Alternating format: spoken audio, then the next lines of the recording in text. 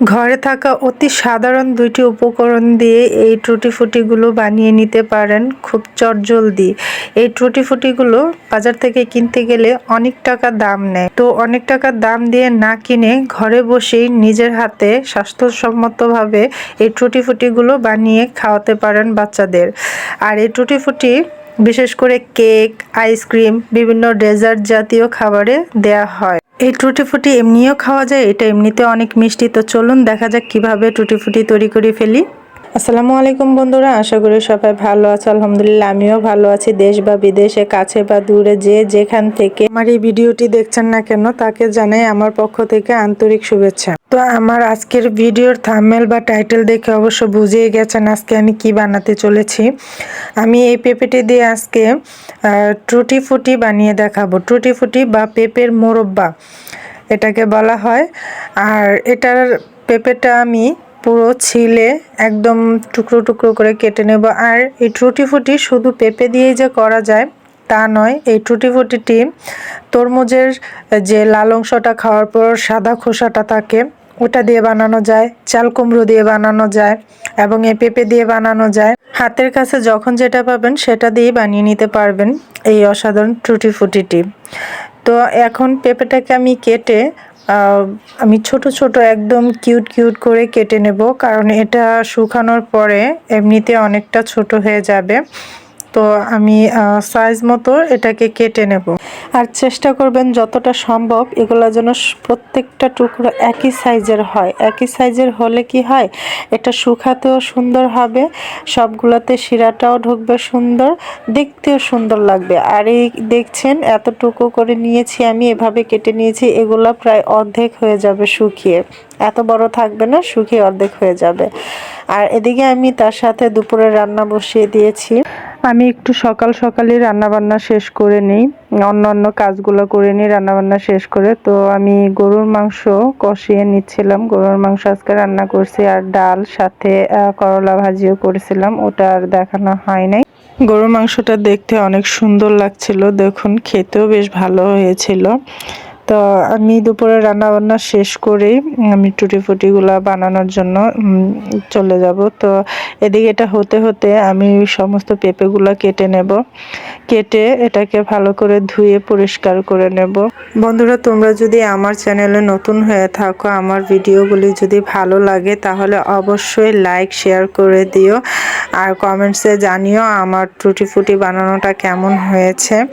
আর আমার পাশে থাকার জন্য আমার চ্যানেলটিকে সাবস্ক্রাইব করে বেল আইকনটি অন করে রেখো। এতে করে যখনই আমি নতুন কোনো ভিডিও আপলোড করব তোমাদের কাছে নোটিফিকেশন সবার আগে চলে যাবে। তো কথা বলতে বলতে আমার পেঁপেটা ধোয়া হয়ে গেছে। এখন আমি এটাকে পানিতে পর্যাপ্ত পরিমাণের পানিতে এটাকে আমি সেদ্ধ করে নেব প্রায় 60%। এটা বেশি সিদ্ধ করা যাবে না, কারণ পরবর্তীতে এটাকে আবার শিরায় জাল করতে হবে। তো এটা এই অবস্থায় আমি নামিয়ে নেব, নামিয়ে পানি ছাঁকা দিয়ে রেখে দেব। এবং এটার মধ্যে আমি যেহেতু কম মিষ্টি বানাবো, আমি বেশি মিষ্টি দেব না, তো আমি 1 কাপ, 4 কাপে 1 কাপ দিয়ে দিয়েছি, আর 1.5 কাপ পানি দিয়ে দিয়েছি। তো আমার কাছে পরবর্তী মনে হলো যে চিনিটা একটু মনে হয় কমই দিয়ে ফেলেছি, তো আবার আমি আধা কাপ দিয়েছিলাম। তো পানিটা যখন চিনিটা গলে গেছে, পানিটা ফুটতে শুরু করেছে, তো এই পর্যায়ে ফুটে উঠেছে, তখন এই পর্যায়ে আমি পেঁপেগুলো দিয়ে আমি এটাকে প্রায় জাল করে নেব অনেকক্ষণ, যতক্ষণ না এটার পানিটা কমে আসে, মানে অর্ধেকটা হয়ে যায় আর পেঁপের ভিতরে এটার শিরাটা ঢুকে যায়। তো পুরোপুরি সিদ্ধ হলেই এটাকে আমি নামিয়ে ফেলবো। এমন সিদ্ধ না যে একদম গলে যাবে, ওরকম সিদ্ধ না, একটু শক্ত শক্ত, একটু নরম নরম, এরকম অবস্থায় আমি এটাকে নামিয়ে নেব। কারণ এটা বেশি সিদ্ধ হলে এটা গলে যাবে, ভালো লাগবে না, এটা একটু শক্ত থাকতে হবে। এটা যাতে দেখুন টিপ দিয়ে আপনারা দেখে বুঝে নিন।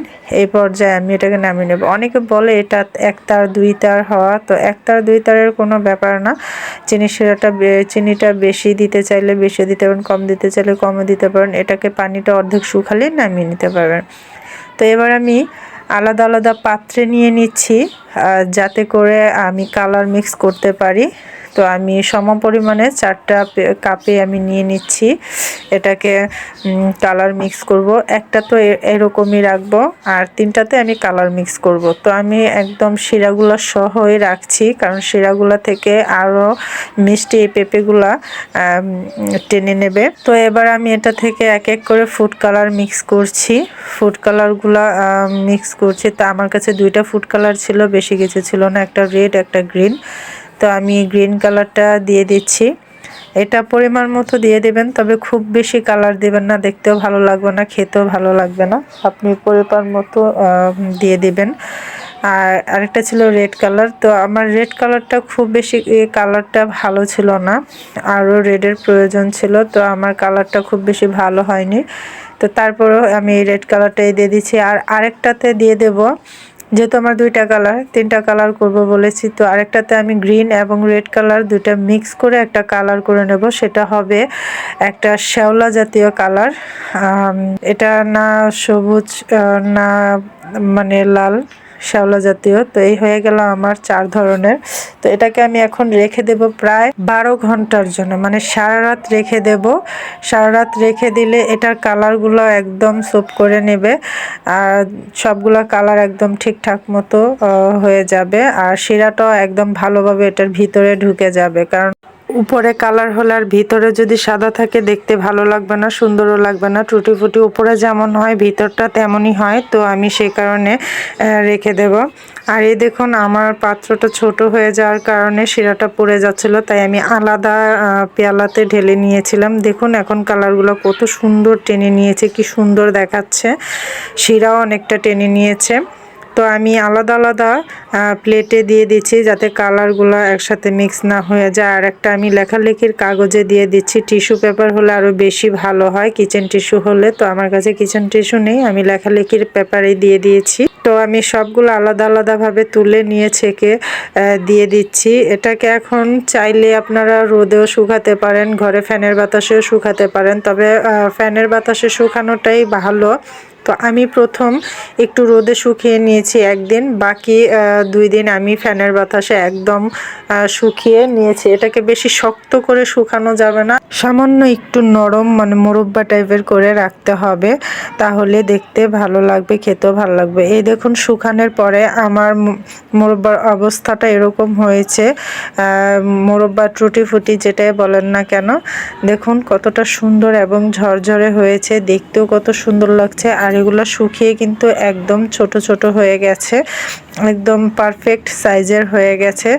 ঘরের সাধারণ 2টি উপকরণ দিয়ে বাজারের মতো করে এরকম টুটি ফুটি যদি ঘরেই বানিয়ে নেওয়া যায়, তাহলে অযথা টাকা খরচ করে বাজার থেকে কেন এত দাম দিয়ে কিনে আনবো বলেন। দেখুন কত সুন্দর দেখাচ্ছে। এখন আমি এই বয়মে ভরে রাখবো, প্রায় কয়েক মাস এটা রাখা যাবে। আমি নর্মাল ফ্রিজে এটাকে রেখে দেব। তো এভাবে করে আপনারা অনেক দিন সংরক্ষণ করে রাখতে পারবেন। এখন আমি মাঝে মাঝে যেহেতু কেক বানাই, তো সে কারণে এটা প্রয়োজন হয়। তো পরবর্তী ভিডিওর জন্য অপেক্ষা করবেন। ভালো থাকবেন, সুস্থ থাকবেন। আল্লাহ হাফেজ।